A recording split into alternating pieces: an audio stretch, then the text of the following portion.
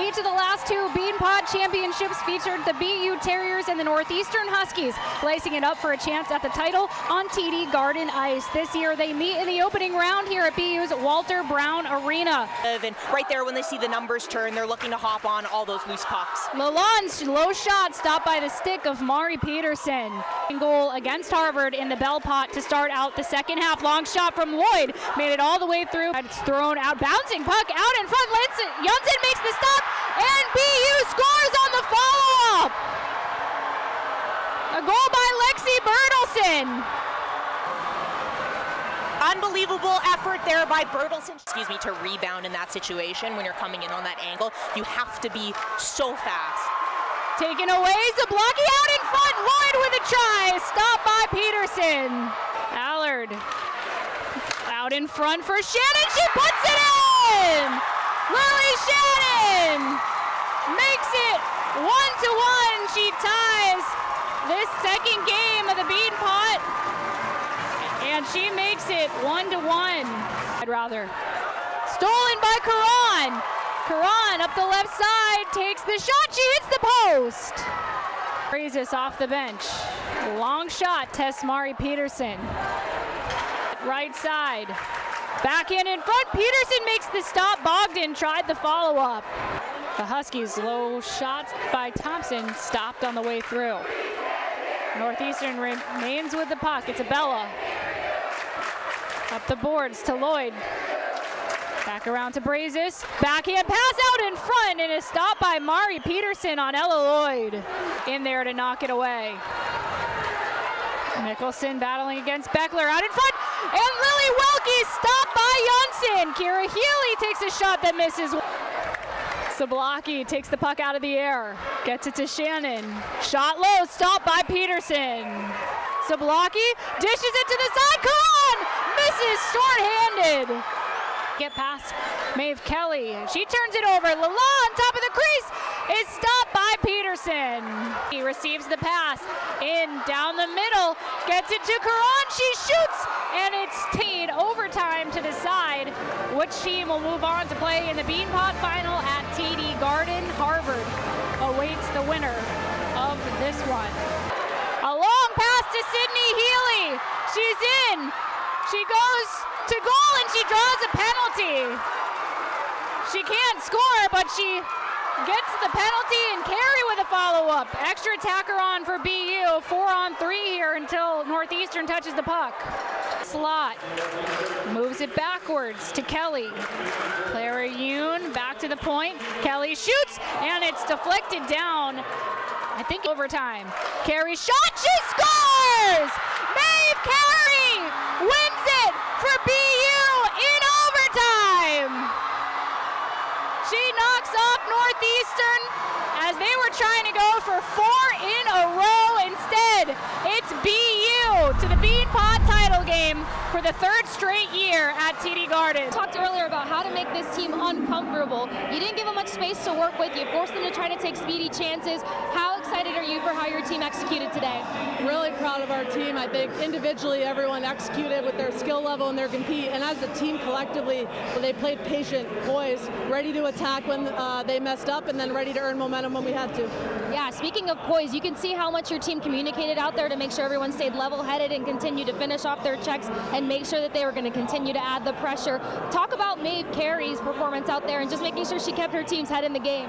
Proud of her. She really stepped up as a leader, and to your point, they all did, and how they communicated, solved problems, didn't get too high or too low, but very fitting for Maeve C to get the winner there. And how crucial is it to win such a demanding game like this, and what kind of momentum can you pull from this into next Tuesday? What an experience to put in the bank account, I'll say that. What an amazing crowd, a lot of pressure, a lot of fun, and we'll definitely bank that one as we move forward. Absolutely. Congratulations, and thank you so much. Hey, congratulations on advancing to next week. I was just talking to your coach about you guys' ability to finish checks and leave minimal space out there for you guys to work with. How proud of you are your group and their execution? Yeah, I mean, I'm so proud of us. I mean, coming off of a tough first half of the season, I think we just came back, we came hot. Belfast was a great bonding time for our team, and I think that we're finally starting to figure out our systems and stuff we've been working on all year, so I think it's really cool to see it all come together and for us to finally start clicking. Yeah, what started clicking in Northern Ireland for you guys that you guys were able to carry over here? Because Coach said you guys felt it internally before the break, found it in Northern Ireland, and keep rolling. I think having that much time, and especially that much time to where you can just explore something away from the rink, away from hockey, I think it was just a great bonding time for our team off the ice. I think we became so close that now we really want it for each other. We want to win, we want to play for the girl next to us, so I think that that's really pushing us forward. All right, talk about playing for the girl next to you. Goaltender sit on her head. Just talk about her performance overall. She has been incredible all year. I mean, I think she works so incredibly hard. She's so driven. She sees the puck so well, and having her back there playing like that, it gives everyone in front of her so much confidence because we know she's got our backs. Fantastic. Thank you so much, Kelly. Go celebrate. Thank you. I have Maeve, Carey, and Coach Washburn for you all. Please raise your hand and I will call on you. What's your takeaways from that game, Coach? I'm really proud of our group. I said my time here as a head coach in this season for sure, one of the most proud moments I've had, the way that they took over, professional, composed, patient, leaders all crossed up and down the bench. Great win. Maybe just what you see on your goal there in overtime? I had a really good screen in front by Quig, and Sid was sitting there back door, so I knew if it hit off her pad, she was going to bury it. So just kind of let it rip. You still figure out how you scored there? I was in shock. I took a second, kind of paused, and then I was like, oh my God, we just won. We knocked Northeastern out, so really excited. Maeve, just what does this moment mean to you, just your whole journey from Austin Prep to Stonehill to now scoring the game-winning goal here in the Beanpot tonight for BU? It's super special, and I'm just really happy I got to do it surrounded by all my teammates and my coaches that really support me, and they've supported me literally the whole journey, so it's been awesome. Coach, your thoughts on goaltending, especially down the stretch with Upsinger and Peterson coming up with some big saves to keep the game tight. Thoughts on her, but also both goalies in general, just thoughts on the goaltending. Yeah, once again, Mari giving us a chance to win, and it was a combination of Mari doing her job and then our D doing their job. I think we looked at our rebound retention in the D zone was 77%. The D boxed out, picked up sticks, and Mari made the first save.